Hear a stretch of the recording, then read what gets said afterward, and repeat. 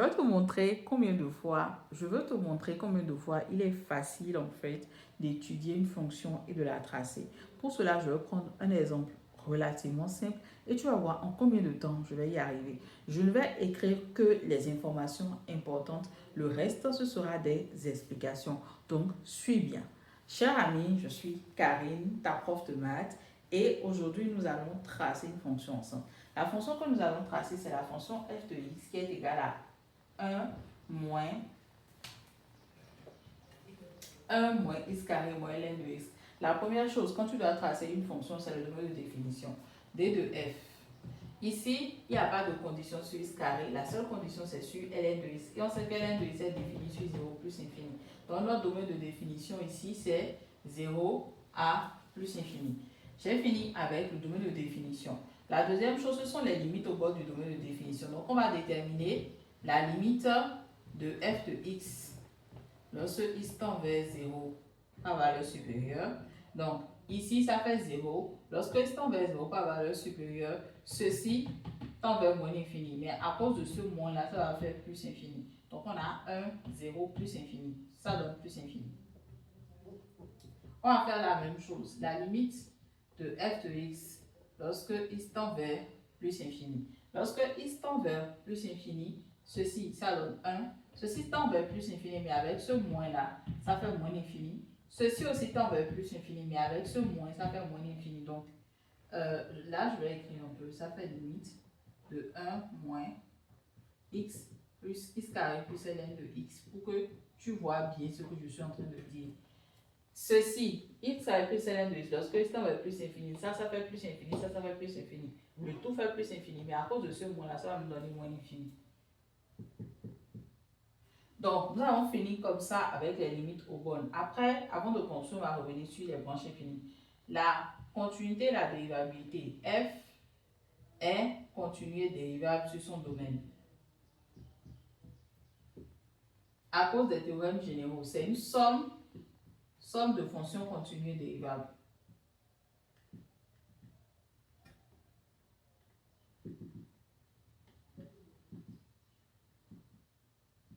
Voilà, c'est une somme de fonctions continues et dérivables. Donc, elle est continue et dérivable sur le domaine de définition. On peut écrire que quel que soit x élément de d de f, f' de x égale. Donc, on va dériver, c'est une somme, donc on dérive chaque élément de la somme. La dérivée de 1, c'est 0. La dérivée de x carré, c'est 2x, donc on a moins 2x. Et la dérivée de ln de x, c'est 1 sur x, donc on a moins 1 sur x. Je mets le moins en facteur, ça fait 2x plus 1 sur x. Je réduis au même dénominateur, ça fait moins x 2x carré plus 1. Voilà. Et maintenant, nous allons étudier, comment ça s'appelle? On va passer au tableau de variation, mais pour cela, on va étudier le signe de f' de x. Ensuite, on va faire le tableau de signe de f' de x et faire en même temps le tableau de variation de la fonction. Vous voyez comment c'est rapide quand on suit bien. Voilà. Donc, ceci, ici, on va raisonner un peu. On va dire que quel que soit x élément de 0 plus infini, 2x carré plus 1 est strictement positif et x aussi est strictement positif. Donc, ça veut dire que 2x carré plus 1 sur x est supérieur à 0. Ainsi, moins 2x carré plus 1 sur x est inférieur à 0. D'où f' de x est inférieur à 0. La fonction est décroissante.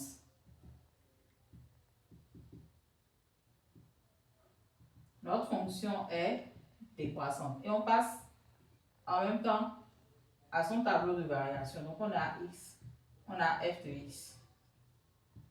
Nous avons 0 qui n'est pas dans le domaine. Nous avons plus infini. La fonction est décroissante. Elle décroît de la limite de f de x lorsque x tend vers 0 qui donne plus infini à moins infini. Dès que vous êtes arrivé là, dès que vous êtes arrivé à ce moment, vous avez fait le tableau de variation, vous avez déjà fait la majorité du travail. Maintenant, c'est après le tableau de variation ou après vous avez calculé les limites, ça dépend de ce que vous recherchez, qu'on étudie les branches infinies. Donc, on va regarder les branches infinies. On a la limite de f de x lorsque x tend vers 0 qui donne plus infini. Ça veut dire que la droite d'équation x égale à 0 est une asymptote à la courbe. Ici, on a la limite de f de x lorsque x tend vers plus infini qui donne infini. Donc, il faut aller déterminer la limite de f de x sur x. Donc, on va déterminer ça rapidement. Limite de f de x sur x lorsque x tend vers plus infini. Donc, ceci, c'est égal à, rapidement, limite de 1 sur x, parce que je divise chaque chose par x, moins x, moins ln de x sur x, lorsque x tend vers plus infini. Donc, on va aller moins by moins. Lorsque x tend vers plus infini, ceci tend vers 0. Ceci donne plus ceci, x tend vers plus infini, mais dans le cas précis, ça va nous donner moins infini. Et ceci aussi tend vers 0. C'est bon? Donc, qu'est-ce que nous avons? Nous avons ceci, moins infini, et ça, 0. Parce que ceci, ln de x sur x, lorsque x tend vers plus infini, c'est une limite remarquable. Donc, le tout tend vers moins infini. Lorsque f, limite de f de x sur x, lorsque x tend vers plus infini donne moins infini, ça veut dire que la courbe admet une branche parabolique de direction. Lorsque ça donne infini, peu importe l'infini, la courbe admet une branche parabolique de direction, celle de la droite des ordonnées. Donc, la courbe admet une branche parabolique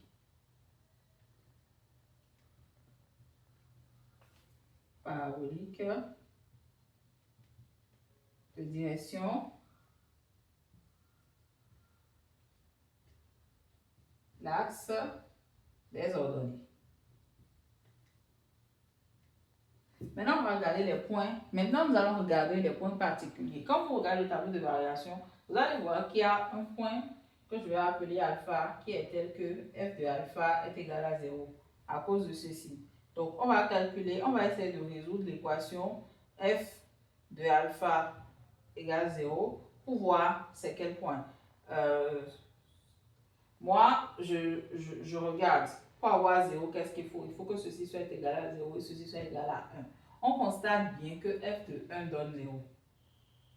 Pour gagner du temps. Sinon, vous allez poser f de x égale 0 et ça va vous dire que ça fait 1 moins x carré moins ln de x est égal à 0.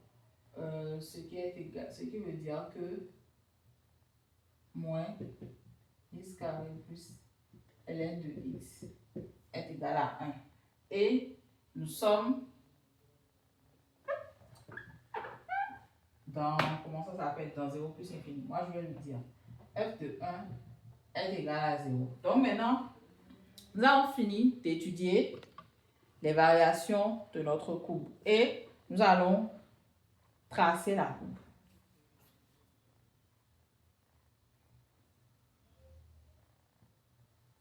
Parce que le domaine de définition de notre courbe, c'est 0 plus infini. Donc, ça commence en 0.